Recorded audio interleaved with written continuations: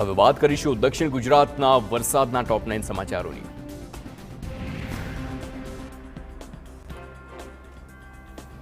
સુરતમાં ખાડીપુરના કારણે સમગ્ર શહેર જાણે કે પાણીમાં ગરકાવ થઈ ગયું છે। ત્યારે હવે ખાડીપુરના કારણે સુરતમાં સર્જાયેલી તારાજીના આકાશી દ્રશ્યો સામે આવ્યા।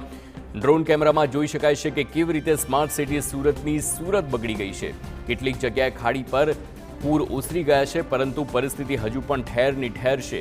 ખાસ કરીને સુરતના સાણિયા હેમાદ, સરથાણા, સીમાડા ખાડી, ગોડાદરા સહિતના વિસ્તારોમાં હજુ પણ જળબંબાકારની સ્થિતિ છે।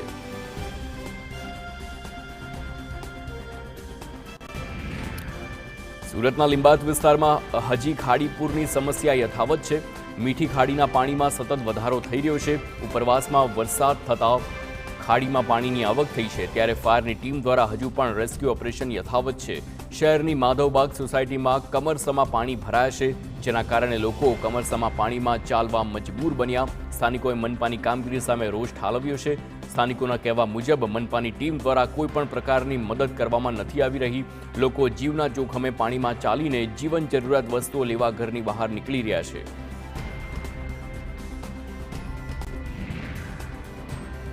સુરતના સચિનના કંસાળ ગામમાં ખાડીના પાણીમાં બાળક તણાયું છે। ગોકુલધામ સોસાયટીના 6 જેટલા બાળકો નાહવા ગયા હતા, જે પૈકી એક બાળક તણાઈ ગયું છે। જોકે અન્ય બાળકોએ 3 કલાક સુધી કોઈને જાણ ન કરી। 3 કલાક બાદ ઘટનાની જાણ થતાં તંત્ર અને સ્થાનિકોએ પાણીમાં તણાયેલા બાળકોની શોધખોળ હાથ ધરી। ફાયરની ટીમના જવાનોએ બોટની મદદથી બાળકની શોધખોળ હાથ ધરી। સુરત શહેરમાં ખાડીપુરના કારણે ભારે હાલાકી સર્જાઈ છે, ત્યારે વહીવટીતંત્રના અધિકારીઓ ઉપરાંત સુરત શહેરમાં પોલીસ કમિશનર અનુપમસિંહ ગેહલોતે પણ અસરગ્રસ્ત વિસ્તારોની મુલાકાત લીધી છે।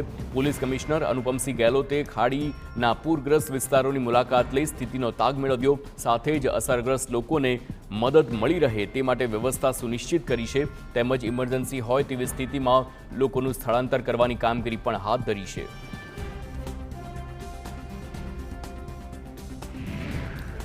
સુરતમાં વરસાદ બંધ થતાં તંત્રએ રાહતનો શ્વાસ લીધો છે। વહીવટી તંત્ર અને રેસ્ક્યુ ટીમ દ્વારા અત્યાર સુધીમાં 300 લોકોનું રેસ્ક્યુ કરવામાં આવ્યું છે। ભારે વરસાદના કારણે માંડવી તાલુકામાં 2 લોકોના તણાઈ જવાથી મોત નીપજ્યા। બીજી તરફ પાણીમાં ફસાયેલા અનેક લોકો માટે એસડીઆરએફ, એનડીઆરએફ અને પોલીસની ટીમો દેવદૂત બની છે। અસરગ્રસ્ત લોકોને સરકારની મદદ મળી રહે તેવા તંત્રના પ્રયાસ છે। હજુ પણ અનેક વિસ્તારમાં પાણી ભરાયેલા હોવાથી તલાટી સહિતના અધિકારીઓને હજુ સ્થળ ન છોડવા આદેશ આપવામાં આવ્યો। ભારે વરસાદને પગલે સુરતના ઓલપાડ તાલુકાનું કઠોદરા ગામ સંપર્ક વિહોણું બન્યું છે। ગામમાં જવાના બંને માર્ગ પર કીમ નદીના પાણી ફરી વળ્યા। કઠોદરા ગામમાં જ્યાં નજર કરો ત્યાં પાણી જ પાણી નજરે પડી રહ્યું છે। કીમ નદીની ભયજનક સપાટી 13 મીટર છે, જ્યારે કે હાલ કીમ નદીનું જળસ્તર 12.75 મીટર છે। વરસાદ બંધ થઈ ગયો હોવા છતાં નદીનું લેવલ સતત વધી રહ્યું છે।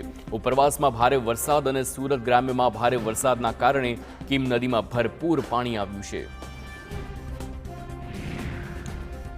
સુરતના ઓલપાડ તાલુકાના ગામડાઓમાં કીમ નદીના પાણી ફરી વળ્યા છે। ખાસ કરીને કઠોદરા અને ઉમરાછી ગામમાં કીમ નદીના પાણી ઘૂસતા સ્થિતિ ગંભીર બની છે, જેને લઈને વહીવટી તંત્ર પણ સતર્ક બન્યું છે। ધારાસભ્ય મુકેશ પટેલે ઓલપાડ તાલુકાના તમામ અધિકારીઓને જ્યાં સુધી પરિસ્થિતિ સામાન્ય ન થાય ત્યાં સુધી સ્થળ ન છોડવા આદેશ આપ્યા છે। પ્રધાન મુકેશ પટેલે કહ્યું કે તમામ અસરગ્રસ્ત લોકો સુધી તંત્ર મદદ પહોંચાડશે। લોકોના ઘરોમાં ભરાયેલા પાણી ઓસરે તે માટે કામગીરી હાથ ધરાઈ રહી છે।